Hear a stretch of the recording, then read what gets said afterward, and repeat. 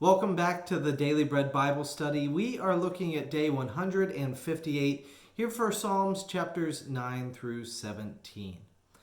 So yet again, we are in Psalms. We're going to, instead of, giving more of an analysis, I hope to give more of a reflection, a meditation upon these Psalms. And we'll give at least one verse, and if there's anything that stands out as a meditation or something I'd like to connect on, I will go into it. So for Psalm chapter 9, I chose verse 13 through 14, saying, "You are the one who lifts me up from the gates of death, so that I may recount all your praises." This makes me think of my partner's family member who was in a car wreck, and they had to be induced into a coma.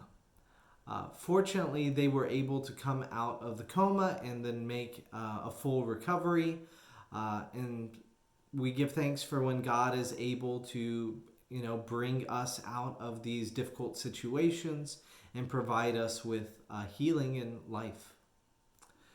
Now, Psalm 10 says in verse 1, "Why do you hide yourself in times of trouble?"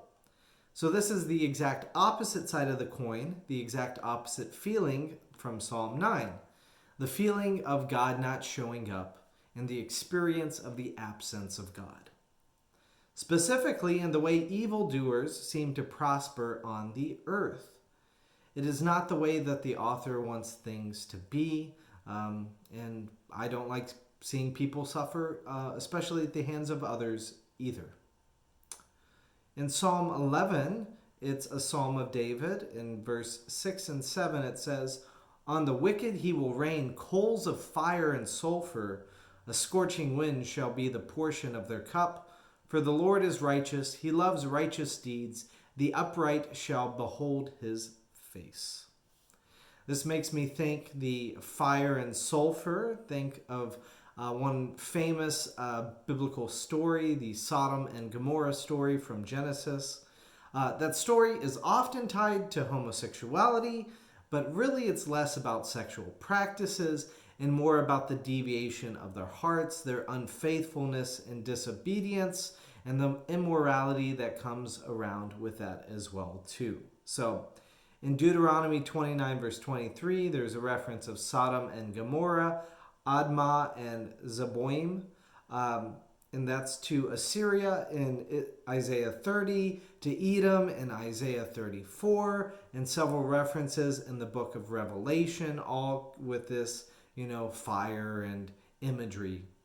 But more importantly, to the Israelites, they forget the covenant here in Deuteronomy 29, verse 25. "They will conclude it is because they abandoned the covenant of the Lord, the God of their ancestors, which he made with them when he brought them out of the land of Egypt." So that's ultimately explains Sodom and Gomorrah. They just didn't worship God. They forgot God's ways. And all of the other points of suffering at the hands of Assyria, hands of Edom. Anyways, that's a strong biblical theme of, this sense of suffering with fire and sulfur. Moving on to Psalm 12. It's a psalm of David, and I noted verse 5. "Because the poor are despoiled, because the needy groan, I will now rise up, says the Lord. I will place them in the safety for which they long." So God comes quickly to those who are poor and needy. In Psalm 13, a psalm of David says in verse 5, "But I trusted in your steadfast love. My heart shall rejoice in your salvation." So this is one that tells me the merit of patience. In Psalm 14, I selected verse 3 from this psalm of David, saying, "They have all gone astray. They are all alike perverse. There is no one who does good, not one." Now, while I feel like this is a little bit of an exaggeration from David, this is the point of view that David sees. We can also feel this way too. We look at even Elijah, the prophet, feels like he is alone as well, in that all are perverse. In Psalm 15, another psalm of David, in verse 5 of chapter 15, it says, "Who do not lend money at interest." And all of this, just a reminder as well, too, that the Bible is not based on this capitalistic system we have here in the United States currently.